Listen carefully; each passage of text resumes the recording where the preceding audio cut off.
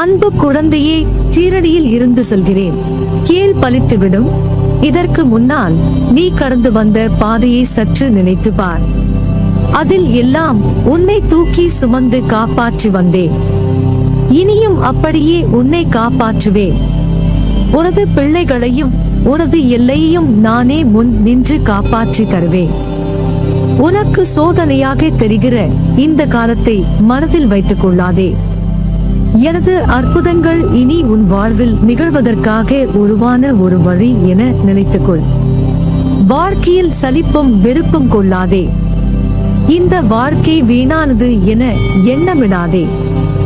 மிக சங்கடமான நிலைமை வரும்போது உன் கஷ்டத்தை தாங்க முடியாவிட்டால் தீவிரமாக பதைபதைப்புடன் என் மீது பக்தி செய்து என்னை கூவி அழை. பூர்வ ஜென்ம புண்ணியத்தாலேயே நீ என்னை அடையாளம் கண்டிருக்கிறாய். எனக்கு செய்யும் சேவையின் மூலம் நான் பிரீத்தி அடைந்து உனக்கு செய்ய ஆரம்பிப்பேன். உனது நிலை முற்றிலும் மாறி இன்பமயமாகிவிடும். மனம் புண்ணாகி போனதே என வருந்தாதே. இதோ என் மென்மையான கரங்களால் உன்னை வருடிக்கொண்டு உன் பக்கத்தில்தான் நான் உனக்காக இருக்கிறேன். குழப்பங்கள் வருவது என்றும் நல்லதுதான். ஒரு குழப்பமான சூழல் உன்னை நெருங்குகிறது என்றால் அதற்கான விஷயங்களில் உனக்கு தெளிவு பிறக்கப் போகிறது என்று அர்த்தம். தெளிவு இல்லாமல் இருக்கும் விஷயங்கள் தெளிவு பெறவும், ஒரு விஷயம் நடைபெற போகிறது என்பதை வழிமுறைப்படுத்தி செயல்பட எப்படி, எவ்வாறு, எப்போது என அனைத்திற்கும் விடையாய் அமைவது. இத்தனை கேள்விகள் இல்லாமல் மனதை நம்பிக்கையால் நிரப்பினால் நிச்சயம் உன் குழப்பங்கள் உன்னை அழுத்தும் பாரமாய் இருக்காது. வாழ்வில் புது நிகழ்வுகள் நடைபெறும், பயப்படாதே. எல்லாம் நன்மைக்கு என்ற பொறுமையுடன் நம்பிக்கையாய் காத்திரு. நல்ல செய்தி உன்னை வந்து சேரும் கூடிய விரைவில். இது இந்த சத்திய தேவனின் சத்திய வாக்கு. வாழ்க்கையில் கடினமான நேரம் என்பது எல்லாருக்கும் வரதான் செய்யும். இருளில்தான் மின்மினி பூச்சியின் வெளிச்சம் நமக்கு தெரியும், பகலில் தெரிவதில்லை. அதே வெளிச்சம் என்ற சந்தோஷமான நேரம் வாழ்க்கை அழகாக இனிமையாக இருக்கும். ஆனால் வாழ்க்கையின் படிப்பை வெளிச்சத்தில் நீ உணர மாட்டாய். இருளில் அழிந்து அதை நீ உணரும் போதுதான் வாழ்க்கை என்ற ஆத்ம வெளிச்சம் என்ன என்பதை நீ உணர்வாய். வாழ்க்கையில் உன் மனதிற்கு பயம் தோன்றும் நேரம், உன் எதிர்மறை எண்ணங்களால் மட்டுமே வாழ்க்கையை நினைத்து அதன் பொறுப்பை நினைத்து அது சரியா நடக்குமா என்ற பயம், அதுவே உன் வேலையில் தடங்களை ஏற்படுத்துகிறது. இனிமேல் பயப்படாதே. உன்னை தேடி வந்த வாய்ப்புகள் எல்லாம் உனக்கு நான் உன் சாய்தேவா கொடுத்த வாய்ப்புகள். அதை நீ மனதார ஏற்றுக்கொள். நிச்சயம் அதில் நீ வெற்றி பெறுவாய். உனக்கான வாயிற்படியை நான் உனக்கு கொடுத்து விட்டேன். அதில் பயணிக்க நீ தயாராக இரு. உனக்கான பக்கபலமாய் உன் கையை பிடித்து உனக்கான வாழ்க்கையை பிரகாசம் ஆக்குவேன். உன்னிடம் ஒன்றை நான் சொல்ல வேண்டும். வாழ்க்கையில் எப்போதுமே உன் முன்னே இருப்பதை மட்டும் கவனி.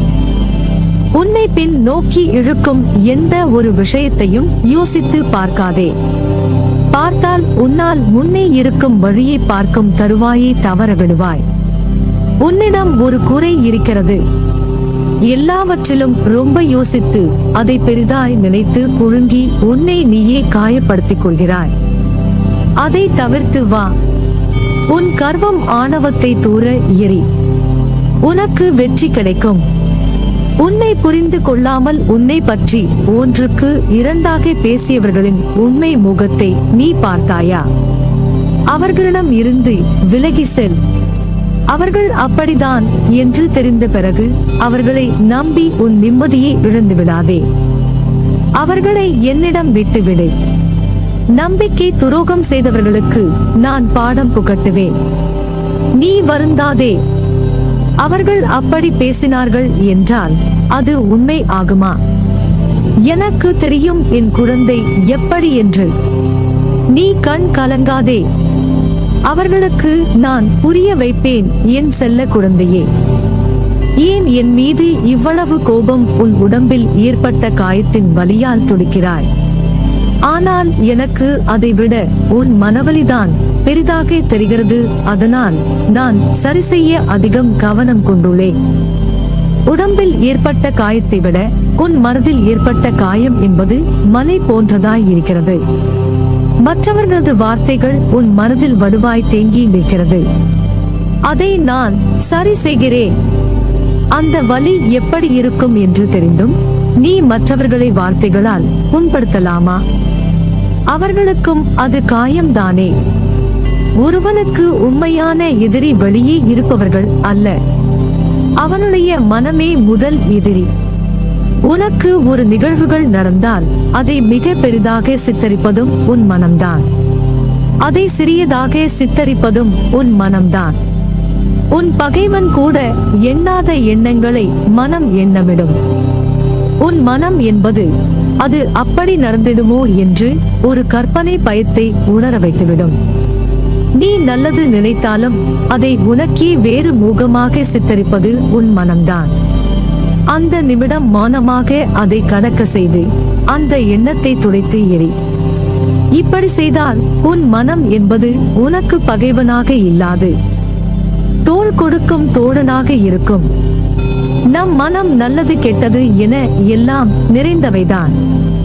உன்னுடைய நல்லதை பிறருக்கு நல்லதாக மாற்று, கெட்டதை வென்று அதை உனக்கான நியாயத்தை உணர்த்தும் நியாயமான பாதையாய் மாற்று.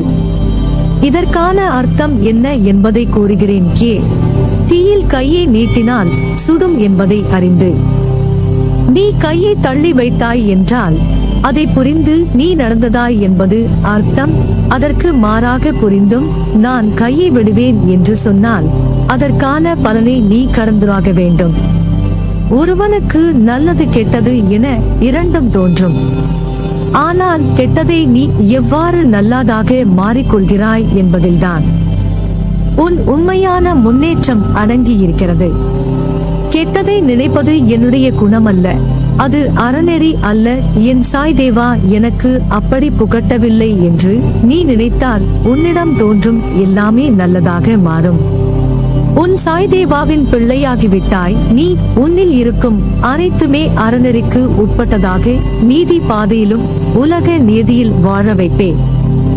உன்னிடம் உனக்கே பிடிக்காத குணங்களை நீ உணர்ந்து இருப்பாய்.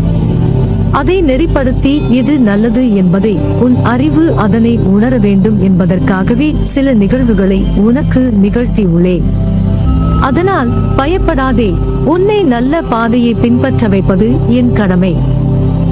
வாழ்வில் சந்தோஷமும் வெற்றியும் அதிர்ஷ்டமும் வந்து சேரும் வழியை உனக்கு சொல்லி தருவேன். வாழ்க்கையில் நீ உயர்ந்த நிலையை அடைவாய், அதில் எந்த சந்தேகமும் கொள்ளாதே. வாழ்வில் எனக்கென்று ஆறுதல் கூறக்கூட யாரும் இல்லை. நான் முன்னேற்றம் அடையும் வகையில் எந்த ஒரு சூழ்நிலையும் அமையவில்லையே என்று வருத்தம் கொள்ளாதே. சூழ்நிலையும் முன்னேற்றமும் தானாக அமையாது, நீதான் அதை ஏற்படுத்தி கொள்ள வேண்டும். உனக்காக ஒரு பொன்னான வாய்ப்பை ஏற்படுத்தி தரப்போகிறேன். அதை கெட்டியாக பிடித்துக்கொள். சூழ்நிலைக்கு தகுந்தபடி வாழ்க்கையை அமைத்துக் கொள்வதுதான் வெற்றிகரமான வாழ்க்கையின் பூரண இரகசியம். இந்த உண்மையை உணர்ந்தவர்கள் வாழ்வில் வெற்றி நிச்சயம். வெற்றி பாதையில் பயணிக்க விரும்புபவர் கடைபிடிக்க வேண்டிய முக்கியமான அம்சமும் கூட. உழைப்பு ஒன்றுதான் உன்னை உயர்த்தும் ஒரே மந்திரம். போகும் பாதையை தெளிவாக தேர்ந்தெடு. தெளிந்த நீரோடை போல மனது தெளிவாக இருக்க வேண்டுமானால் சில அடிப்படை கொள்கைகளை கட்டாயம் கடைபிடிக்க வேண்டியதும் உள்ளது. இதில் மிக முக்கியமானதொன்று இருப்பதை எண்ணி மகிழ்வது. ஆம், வாழ்க்கையில் அனைத்தும் கிடைத்தால்தான் நான் மகிழ்ச்சியாக இருப்பேன் என்று எண்ணினால் இந்த பிறவியில் அது சாத்தியமில்லை. காரணம், குறையில்லாத மனித வாழ்க்கை என்பதே இதுவரை இல்லை என்பதுதான் சத்தியம். நீயே யோசித்து பார். மற்றவர்களிடம் இருப்பது உன்னிடம் இல்லை என்று கவலைப்படுகிறாய். ஆனால் உன்னிடம் இருப்பது கூட இல்லாமல் இந்த உலகில் எத்தனை பேர் வாழ்கிறார்கள். உன் மகிழ்வான பொழுதுகளை முழுவதுமாக கெடுக்கக்கூடிய வல்லமை பெற்றது உன்னிடம் இல்லாத ஒன்றை எண்ணி ஏக்கம் கொண்டு நிம்மதியை தொலைப்பதுதான். மகிழ்ச்சி என்பது என்றுமே இன்னொருவரால் வரக்கூடியது அன்று. மகிழ்ச்சியோ துக்கமோ இதில் எதை தேர்ந்தெடுக்கப் போகிறாய் என்பது உன்னிடமே உள்ளது. மகிழ்ச்சி என்பது உன் கையில் இருக்கிறது. உன் பிரச்சனைகளை தள்ளி நின்று பார்க்கும் போது அது மிகச் சாதாரணமானதாக தெரிவதோடு அதற்கான தீர்வு காண்பதும் எளிதாகிவிடும். பெற்ற சிறிய வெற்றியையும் மனம் மகிழ்ந்து கொண்டாட பழகினாலே உற்சாகம் தானாக பிறக்கும். அடுத்த வெற்றிக்கும் அது அச்சாரம் போடுமே. ஒவ்வொரு சிறிய வெற்றியும் ஒரு ஆசிர்வாதம், எனவே கவலை கொள்ளாதே.